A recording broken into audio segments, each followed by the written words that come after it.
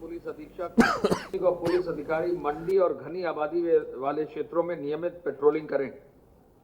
यह सुनिश्चित वो करें कि आवश्यक सामग्री की सप्लाई चेन में जुड़े वाहन को छूट का दुरुपयोग न हो और यह जारी किया जाए। और ये मैं पूरे प्रदेश के लिए कहना चाहूंगा कि बॉर्डर पर या किसी मुख्य मार्ग पर अगर किसी ट्रक में जानबूझकर सवारी बैठाई जाएगी तो ऐसे ट्रकों को जब्त कर लिया जाएगा।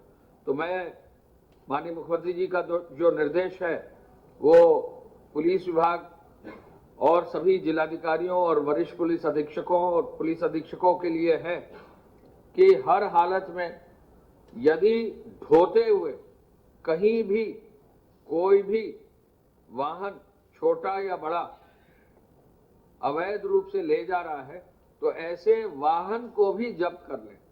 तो ट्रांसपोर्टर्स और इस प्रकार के जो भी ड्राइवर्स हैं उनको ये चेतावनी रहेगी कि वो किसी भी तरह से लॉकडाउन का उल्लंघन न करें, जो हिदायत है उसको फॉलो करें। केवल ड्राइवर और क्लीनर गाड़ी में रहेगा। लौटते टाइम भी अगर गाड़ी खाली जाएगी तो कोई और व्यक्ति उसमें नहीं बैठेगा। माननीय मुख्यमंत्री जी ने एक और निर्देश ये दिया है कि जो क्वारंटाइन सेंटर हैं उनमें सोशल डिस्टेंसिंग का विशेष ध्यान दिया जाए और क्वारंटाइन सेंटर्स में खान पान की व्यवस्था, टॉयलेट्स की व्यवस्था, वहां पर सोने की और अलग अलग व्यवस्था जो है उस पर भी उन्होंने समीक्षा की और आदेश दिया कि ऐसे सभी क्वारंटाइन सेंटर्स को वरिष्ठ अधिकारी यानी जिलाधिकारी स्वयं भी, पुलिस अधीक्षक स्वयं भी, सीएमओ भी जाकर देखें और कहीं भी वहां पर दिक्कत न हो। यदि कोई क्वारंटाइन सेंटर चिकित्सा अधिकारियों या नर्सों के लिए है उस क्वारंटाइन सेंटर की भी व्यवस्था सुनिश्चित करें जिससे कि किसी भी हमारे स्वास्थ्य कर्मी को, किसी भी हमारे डॉक्टर को, किसी भी हमारे नर्स को या और पैरामेडिकल स्टाफ को दिक्कत न हो। माननीय मुख्यमंत्री जी ने तीसरा महत्वपूर्ण निर्णय आज ये दिया है कि 20 या 20 से अधिक जो कोरोना पॉजिटिव के जनपद हैं वहां एक वरिष्ठ प्रशासनिक अधिकारी प्रदेश स्तर से जाएगा, एक वरिष्ठ स्वास्थ्य अधिकारी स्वास्थ्य विभाग के माध्यम से जाएगा और ऐसे जनपदों में ये जो अधिकारी सीनियर जाएंगे ये कम से कम 1 सप्ताह कैंप करेंगे और 1 सप्ताह जनपद में कैंप करते हुए वहां की पूरे लॉकडाउन की व्यवस्था, वहां के स्वास्थ्य संबंधी कार्यों की व्यवस्था, वहां पर जो भी कैंप संचालित हो रहे हैं उनकी भी व्यवस्था देखेंगे।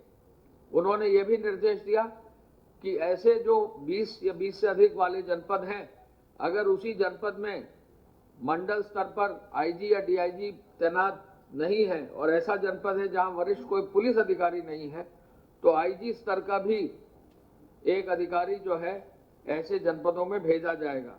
इस पुलिस अधिकारी के लिए भी लॉकडाउन की व्यवस्था को प्रभावी ढंग से लागू करने का निर्देश उनके द्वारा दिया गया। तो 20 या 20 से अधिक कोरोना पॉजिटिव के करीब 15 जनपद आज है, लेकिन नोएडा में सीओ ग्रेटर नोएडा पहले से समीक्षा कर रहे हैं तो उसको छोड़कर बाकी 14 जनपदों में वरिष्ठ प्रशासनिक अधिकारी और स्वास्थ्य विभाग के लिए 15 अधिकारी जो है फील्ड में जाएंगे। माननीय मुख्यमंत्री जी ने community kitchen, door step delivery, खाद्यान्न वितरण की नवीनतम जानकारी भी ली है और मुझे बताने में बहुत प्रसन्नता इस बात की है कि जो खाद्यान्न वितरण का अभी तक काम हुआ है उसमें काफी मात्रा में अब खाद्यान्न द्वितीय चक्र में बंट गया है। अब तक राशन कार्ड जो है 3 करोड़ 56 लाख है, जिनमें से 3 करोड़ 14 लाख यानी 88% राशन कार्ड पर द्वितीय चक्र में खाद्यान्न बंट गया है। अर्बन एरिया में भी बंट गया है और रूरल एरिया में भी बंट गया है और जो 14 करोड़ 33 लाख यूनिट्स है उनमें से 13 करोड़ 10 लाख यूनिट पे यानी 91% यूनिट पर भी खाद्यान्न जो है दिलवा दिया गया है और जो 7,10,000 मेट्रिक टन का खाद्यान्न का अलॉटमेंट है उसमें से 6,55,000 मेट्रिक टन यानी 92%, 92.29% खाद्यान्न उठा लिया गया है। तो द्वितीय चक्र में भी खाद्यान्न वितरण में कहीं कोई कमी नहीं रही है और इसके लिए भी माननीय मुख्यमंत्री जी ने जो है समीक्षा आज की और इसको भी कंप्लीट करने का निर्देश दिया। उन्होंने यह भी कहा कि आज एक महत्वपूर्ण निर्णय है कि 1 मई से प्रारंभ होने वाले खाद्यान्न वितरण के कार्यक्रम में यह सुनिश्चित किया जाएगा कि पुराने राशन कार्ड धारकों के साथ साथ नए राशन कार्ड धारकों को भी खाद्यान्न उपलब्ध कराया जाए और 1 मई से फिर से खाद्य और रसद विभाग के प्रमुख सचिव को निर्देश दिया है कि अंत्योदय के कार्ड धारक को 20 किलो प्रति कार्ड गेहूं और 15 किलो प्रति कार्ड चावल, कुल मिला के 35 किलो जो है प्रति कार्ड खाद्यान्न दिया जाए और बाकी अन्य श्रेणी में जो लाभार्थी हैं, मनरेगा, पंजीकृत निर्माण श्रमिक, ठेला खोंचा, ई रिक्शा वाले श्रमिक, सभी को प्रति यूनिट जो है 3 किलो गेहूं और 2 किलो चावल यानी 5 किलो खाद्यान्न प्रति यूनिट उनको भी दिया जाए। ये एक बहुत महत्वपूर्ण निर्णय है कि फिर से द्वितीय चक्र में निःशुल्क जो है खाद्यान्न की व्यवस्था 1 मई से की गई। मुख्यमंत्री जी ने यह भी निर्देश दिया है कि शेल्टर होम, कम्युनिटी किचन को नियमित तौर पर सैनिटाइज भी किया जाए। शेल्टर होम में रह रहे सभी व्यक्तियों का पूल टेस्ट भी किया जाए और कम्युनिटी किचन में गुणवत्ता भी भोजन का दिया जाए। जो मुख्यमंत्री जी की पीड़ित सहायता कोष कोविड फंड, केयर फंड स्थापित करने की बात का जो आदेश हुआ है, इस फंड के धनराशि के उपयोग के लिए कोविड से बचाव और उपचार के लिए फंड की धनराशि को टेस्टिंग, L1, L2, L3 अस्पतालों के व्यवस्था, सुदृढ़ीकरण, लॉजिस्टिक और PPE किट और N95 मास्क के लिए भी निर्देश पुनः आज दिया गया है। फंड की धनराशि से PPE क्रय करते हुए इमरजेंसी सेवाओं में प्रारंभ करने के लिए जिलाधिकारियों को और जिले के मुख्य चिकित्सा अधिकारियों को भी निर्देशित किया गया है। उनके द्वारा यह भी आदेश किया गया है कि संक्रमण सभी जनपदों में कहीं ना हो, ऐसे में उन जनपदों में विशेष रूप से ध्यान रखा जाए जहां संक्रमण का प्रभाव है और वहां PPE और N95 मास्क का अवश्य उपयोग किया जाए। माननीय मुख्यमंत्री जी ने टेलीमेडिसिन पर फिर से निर्देश दिया है चिकित्सा स्वास्थ्य विभाग को कि ऐसे लोगों के नंबर, डॉक्टर्स के नंबर जो है वो प्रचारित किए जाए जो टेलीफोन पर उपचार का परामर्श दे सकते हैं और घर बैठे चिकित्सकीय व्यवस्था की कार्रवाई सुनिश्चित की जाए। उन्होंने इमरजेंसी सेवा के अलावा उसमें जो प्रोटोकॉल है उसके लिए भी निर्देश जारी किए हैं। मुख्यमंत्री जी ने गेहूं खरीद और विभिन्न गतिविधियों की भी आज समीक्षा की।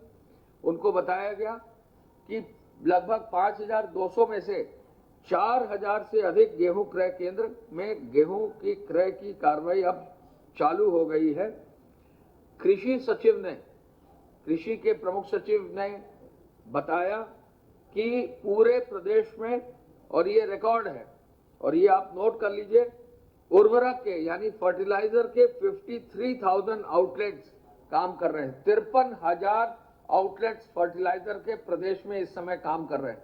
आप सबको मालूम है कि जायद की फसल की जो है कार्रवाई हो रही है। जायद फसल भी लगभग 99% जो है फसल लग गई है। तो फसल में फर्टिलाइजर की आवश्यकता है तो 53,000 फर्टिलाइजर के आउटलेट्स चल रहे हैं। 37,000 पेस्टिसाइड्स के यानी दवा के जो है कृषि रक्षा के लिए दवा के दुकानें चल रही हैं और बीज के 36,000 सेल पॉइंट्स आज की तारीख में चल रहे हैं। तो ये भी एक बहुत तेजी से काम हुआ है। जायद की फसल में अब तक 8.12 लाख हेक्टेयर बुआई हो गई है और मात्र 2 लाख हेक्टेयर बुआई जो है मात्र जो है 2% बुआई पेंडिंग है। मेंथा की फसल में भी बुआई हो गई है और लगभग 2 लाख हेक्टेयर में मेंथा की भी बुआई पूरी कर ली गई।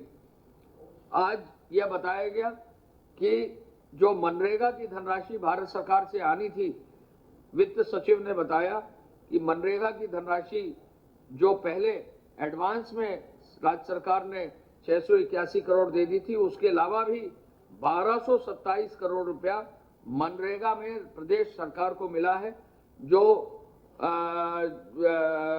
कार्यों के निष्पादन के लिए है। मनरेगा के कार्यों के निष्पादन के लिए इस धनराशि को भी तत्काल ग्राम पंचायतों को उपलब्ध कराने की कार्रवाई कर ली गई है और बहुत तेजी से इस पर भी काम किया जा रहा है।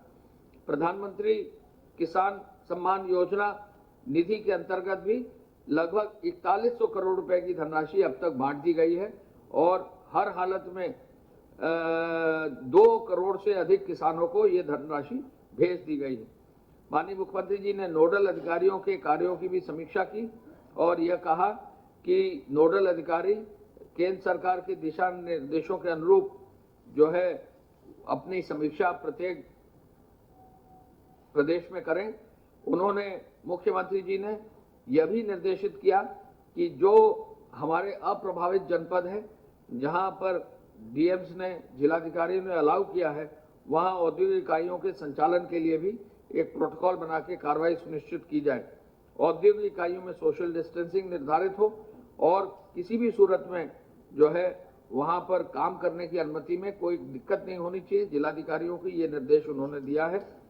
जो औद्योगिक इकाई हैं उनमें थर्मल स्कैनर भी कार्मिकों की व्यवस्था कर ली जाए और कार्मिकों के भोजन और रहने की व्यवस्था भी उनके परिसर में रहेगी, यह उन्होंने निर्देशित किया है। तो ऐसे में जो है बहुत सारे निर्णय आज माननीय मुख्यमंत्री जी के स्तर पर लिए गए हैं। मैं ये भी आपको बताना चाहूँगा कि उच्च शिक्षा विभाग ने बताया है कि अब तक प्रदेश में 93,652 ई कंटेंट विश्वविद्यालय द्वारा अपनी वेबसाइट्स पर लोड कर दिया है। लगभग 6,80,000 विद्यार्थियों ने इसका प्रयोग कर लिया है। 12,159 शिक्षकों द्वारा ऑनलाइन क्लास टाइम टेबल का जो है वेबसाइट पर प्रदर्शित कर दिया है। कुल मिलाकर 2,65,442 ऑनलाइन कक्षाएं संचालित कर ली गई हैं और साथ साथ प्रतिदिन लगभग 1,68,000 विद्यार्थी भी अब प्रतिभाग ऑनलाइन कर रहे हैं। बहुत अच्छी मात्रा में ऑनलाइन जो है पढ़ाई चल रही है। हम लोगों का यह अपील होगी कि जो भी हायर एजुकेशन के स्टूडेंट्स हैं, जो भी टेक्निकल एजुकेशन के स्टूडेंट्स हैं, वोकेशनल एजुकेशन के स्टूडेंट्स हैं, मेडिकल एजुकेशन के स्टूडेंट्स हैं, अन्य किसी भी माध्यमिक शिक्षा के स्टूडेंट्स हैं, बेसिक में भी कई जगह ऑनलाइन क्लासेस हो रही हैं। ऐसे में वो सभी अपने ऑनलाइन क्लासेस में भाग लें, जिससे कि उनका समय प्रॉपरली यूटिलाइज हो और वो शिक्षा में अपने जो है गुणवत्ता को और अधिक बढ़ा सकें। हम ये भी आज बताना चाहेंगे कि लगभग आईटी डिपार्टमेंट ने जो है 23,000 जन सुविधा केंद्र, कॉमन सर्विस सेंटर खोल दिए हैं। 23,000 एक कॉमन सर्विस सेंटर पर 2 व्यक्ति काम करते हैं, तो लगभग 46,000 लोग जो है इनमें काम कर रहे हैं। 7,022 औद्योगिक इकाइयां अब चल रही हैं। लगभग 1,26,000 लोग इन औद्योगिक इकाइयों में कार्य कर रहे हैं। 28 चीनी मिलों ने समस्त गन्ने की अपनी पिराई कर ली है और 92 चीनी मिल ऐसी हैं जिनमें अभी काम चल रहा है। और ये भी बताकर हमें खुशी है कि 16,418 करोड़ रुपया का इस वर्ष गन्ने का मूल्य का भुगतान भी पूरा कर दिया गया है। 16,413 करोड़ गन्ना मूल्य का भुगतान कर दिया गया है। आपको बताया गया ईंट भट्टे 12,027 शुरू हैं और लगभग 5,70,000 से अधिक श्रमिक इनमें कार्य कर रहे हैं। यूपीडा द्वारा अपने 3 कार्य शुरू कर दिए गए हैं और आज की तारीख में यूपीडा के पूर्वांचल एक्सप्रेसवे में जो 11,200 करोड़ से अधिक का कार्य है, लगभग 4,835 श्रमिक कार्य कर रहे हैं। और आपको जानकर खुशी होगी कि यूपीडा के पूर्वांचल एक्सप्रेसवे में 2,122 मशीनें काम कर रही हैं। 2,122 किसी भी प्रोजेक्ट पर इतनी अधिक संख्या में मशीनें कहीं भी प्रदेश में नहीं लगाई गई। बुंदेलखंड एक्सप्रेसवे का कार्य भी जो है तेजी से हो रहा है। उसका 4,481 श्रमिक हैं गोरखपुर लिंक एक्सप्रेसवे में 428 श्रमिक कार्य कर रहे हैं। पीडब्ल्यूडी विभाग ने भी बहुत तेजी से कार्य शुरू किया है। पीडब्ल्यूडी में अब तक 161 कार्य अब शुरू कर दिए गए हैं और कुल मिलाकर 2,858 करोड़ के कार्य शुरू हो गए हैं और लगभग 3,727 श्रमिक जो है पीडब्ल्यूडी विभाग के विभिन्न कार्यों में जो 161 हैं उनमें काम कर रहे हैं, यानी लगभग 2,800 से अधिक करोड़ के काम शुरू और 161 कार्य जो है शुरू कर दिए गए हैं। सिंचाई विभाग ने भी 49 परियोजनाओं में 140 करोड़ में काम शुरू कर दिया है। लघु सिंचाई ने 165 कार्य शुरू कर दिए हैं, तालाबों के 188 शुरू कर दिए, ग्रामीण पेयजल में 27 कार्य शुरू कर दिए हैं, नगर विकास की अमृत योजना में 34 कार्य शुरू कर दिए गए हैं और एक बहुत अच्छा जो प्रोग्रेस आई है वो भी हम आपको बता दें। पंचायती राज में अब तक कल 30,000 थे, आज 43,313 43,313 काम ग्रामों में शुरू करते हुए लगभग 15,612 ग्राम पंचायतों में काम शुरू किया है और 3,36,043 कुशल श्रमिक अकुशल श्रमिक सब मिलाकर कार्य कर रहे हैं, यानी पंचायती राज विभाग में ही 3,36,000 से ज्यादा श्रमिक आज की तारीख में काम कर रहे हैं और लगभग 15,612 गांव सभा में काम भी शुरू हो गया है। आवास विकास विभाग में भी 2 कार्य, एक कार्य जो है वाराणसी विकास प्राधिकरण का और एक कार्य जो है प्रयागराज विकास प्राधिकरण का शुरू हो गया है। कोविड-19 के अंतर्गत राजस्व विभाग के अनुसार हमारे यहाँ अब जो क्वारंटाइन सेंटर्स पे काम हो रहा है उसमें जो है 5,247 क्वारंटाइन सेंटर्स में अभी भी लोग जो है बाकी हैं, जिनको भली भांति देखा जा रहा है और जिनको आगे जो है 14 दिन पूरा करने पर होम क्वारंटाइन पे जो हमारे प्रदेश के हैं उनको नियमित रूप से भेजा जा रहा है। मैं पुनः इस अवसर पर बताना चाहूँगा कि हमारे प्रदेश में उन जिलों में जहाँ 20 या 20 से अधिक कोविड पॉजिटिव पाए गए हैं, माननीय मुख्यमंत्री जी ने विशेष आदेश किए हैं कि वरिष्ठ प्रशासनिक अधिकारी, स्वास्थ्य विभाग के अधिकारी और पुलिस अधिकारी उन जनपदों में जाएंगे और मैंने आपको ये भी बताया कि निर्माण कार्य में बहुत अधिक तेजी आई है और कई जनपदों में अच्छा निर्माण कार्य शुरू हुआ है। उद्योग विभाग के जो भी औद्योगिक इकाइयां हैं, जिन जनपदों में अनुमति है वहां के जिलाधिकारी अपनी परमिशन दे दें, उद्योग के सभी लोग वहां जाकर अपनी परमिशन भी ले लें, ये निर्देश सभी को दिया गया है। मैं प्रमुख सचिव स्वास्थ्य से चाहूंगा कि कृपया आप अपने विवरण उपलब्ध। धन्यवाद। इस समय तक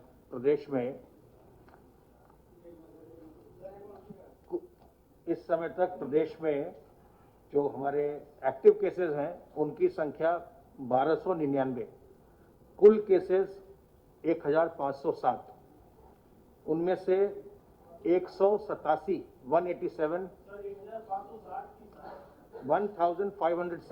1507 टोटल केसेस, इनमें से एक्टिव केसेस 1299, जो हम पूरी तरह उपचारित होकर डिस्चार्ज हो चुके उनकी संख्या 187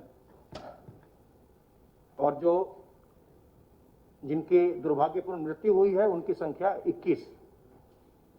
तो इससे आप ये देखेंगे कि जो ठीक होकर के डिस्चार्ज हो रहे हैं उनकी संख्या लगातार अब बढ़ती जा रही है और हमारी ये पूरी कोशिश है, जो हमारा 3 टियर आर्किटेक्चर है उसके माध्यम से हमारी ये पूरी कोशिश है कि हम लोगों को सही समय पर सही चिकित्सा उपलब्ध करवाएं, जिससे कि वो उपचारित होकर के वापस स्वस्थ होकर अपने घर लौट सकें।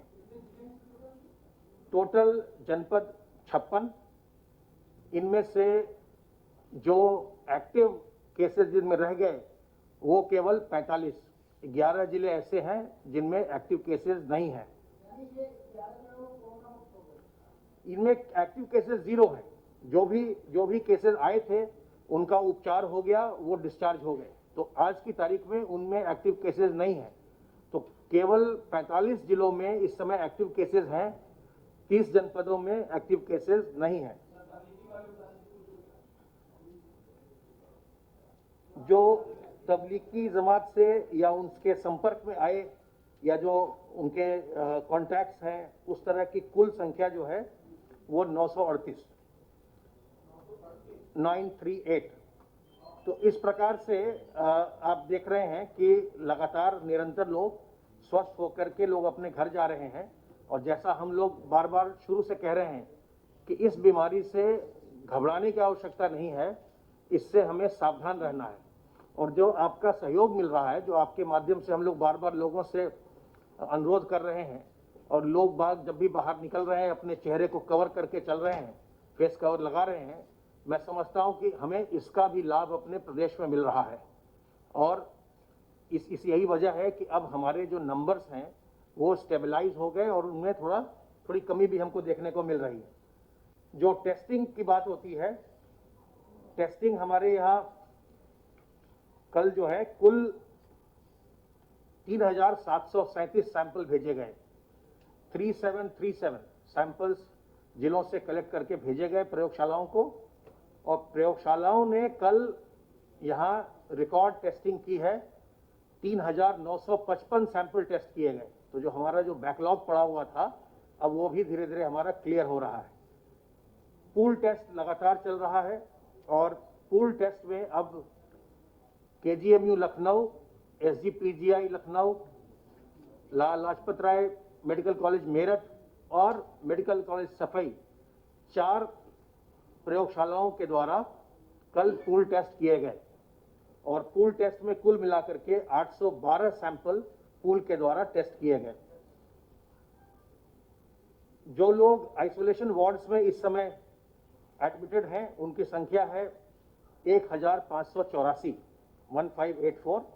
और क्वारंटाइन फैसिलिटी में मरीजों की संख्या, जिनको हम लेकर आते हैं, जो पॉजिटिव के कांटेक्ट होते हैं या जिनमें थोड़े बहुत विलक्षण दिखाई पड़ते हैं, उनकी संख्या 11826। क्वारंटाइन बेड्स की संख्या बढ़कर के 16869 हो गया है, जिसको हमने अरेंज किया हुआ है लोगों के लिए 16,869। और आइसोलेशन बेड्स की संख्या हमारी अभी लगभग 10,000 है। आवश्यकता पड़ने पर इसको हम और एक्सपेंड करेंगे। तो ये कुछ आंकड़े आपके सामने मुझे रखने थे। और जैसा आपको अभी अपर मुख्य सचिव सूचना ने बता दिया है कि माननीय मुख्यमंत्री जी ने कहा है कि निर्देशित किया है कि जहां भी 20 या ज्यादा केसेस हैं, वहां पर एक वरिष्ठ प्रशासनिक अधिकारी, चिकित्सा विभाग का एक वरिष्ठ अधिकारी भेजा जाएगा। उसकी हम लोग तैयारी कर रहे हैं। आज ये आदेश जारी हो जाएंगे किनको किन जिलों में जाना है, और वो कल वहां पहुंच जाएंगे। धन्यवाद। मैं 2 चीजें प्रमुख सचिव स्वास्थ्य बैठे हैं ये बताना चाहूंगा। एक तो टेस्टिंग की जो मुख्यमंत्री जी ने निरंतर मॉनिटरिंग मजबूती से की है, तो सर का मार्गदर्शन था कि टेस्टिंग अब 3955 हो गई, जो पूरे देश में थर्ड स्थान पर आ गए हम लोग। थर्ड पर जो है टेस्टिंग में आ जाएंगे हमारा। हाँ, एक दिन की टेस्टिंग में क्षमता जो है, क्यूमुलेटिव जो टेस्टिंग नंबर्स हैं, हम तीसरे नंबर पर आ जाएंगे। हम ये भी आपको बताना चाहेंगे कि हमारे प्रदेश का अभी कल की स्थिति जो शाम की थी, हम 7वें नंबर पर हैं पूरे देश में। तो हमारे प्रदेश की स्थिति जनसंख्या देखते हुए व्यवस्था जो है वो कहीं बेहतर है। और निरंतर जो है हैमर इस बात का किया जा रहा है कि किसी भी सूरत में बाहर से लॉकडाउन के समय कोई बाहर से ना आए। यमुना एक्सप्रेसवे पर, NH2 पर, हमारे मध्य प्रदेश से जुड़े हुए बॉर्डर पर यदि कोई भी व्यक्ति आएगा तो उसको हम नियमित रूप से क्वारंटाइन करेंगे, और ऐसे वाहन अगर आएंगे तो उनको हम जरूर जब्त कर लेंगे। तो मैंने कहा कि मैं ये जरूर अपनी ओर से बता दूं, गृह सचिव होने के नाते हमारी पुलिस जो है सतर्क है। सभी बॉर्डर्स पर, सभी ऐसे मेन रोड्स पर जो भी लोग पकड़े जाएंगे तो उनको क्वारंटाइन करा देंगे, और यदि कोई वाहन उपयोग होगा वो जो है उसको हम जब्त करेंगे। मैं अंत में एक खुशखबरी आपको देना चाहता हूं, जिसके बारे में सभी लोग आप लोग जानकारी, आपके सभी लोगों के टेस्ट हो गए हैं। 83 में से 80 सैंपल्स नेगेटिव आ गए हैं और 3 सैंपल वेटेड हैं। होपफुली वो भी नेगेटिव आ जाएंगे।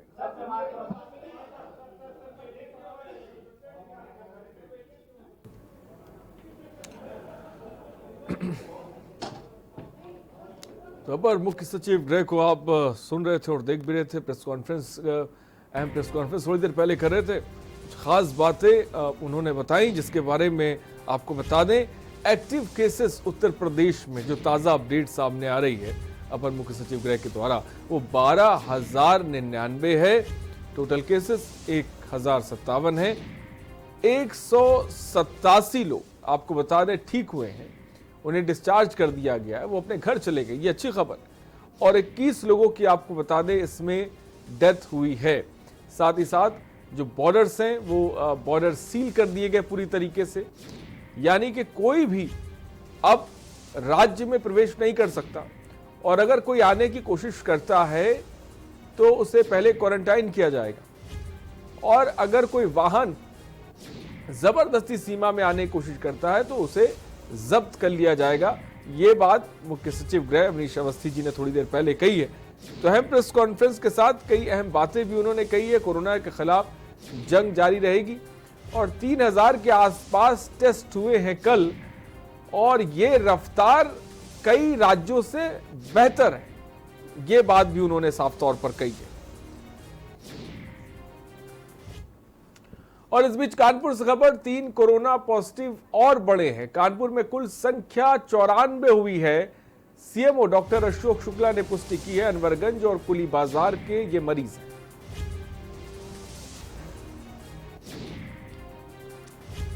CMO doctor Ashok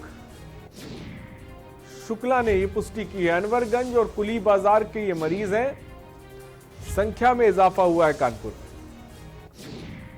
3 corona positive और बढ़े हैं।